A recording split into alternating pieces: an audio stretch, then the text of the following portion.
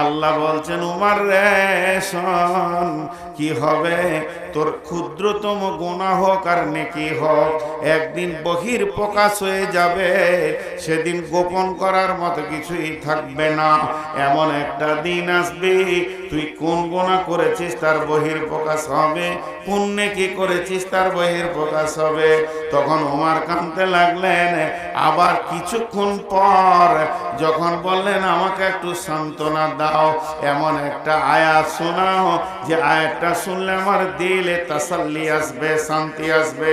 তখন পেছন থেকে একই কণ্ঠে একই আওয়াজে আয়াত আসছে, বিসমিল্লাহির রহমানির রহিম, লা তাকনাতু মির রাহমাতিল্লাহ। উমর রে, আল্লাহর রহমত অনেক মহব্বত, রহমত অনেক বড়, খবরদার নিজেকে হতাশা করিও না, আল্লাহ দয়া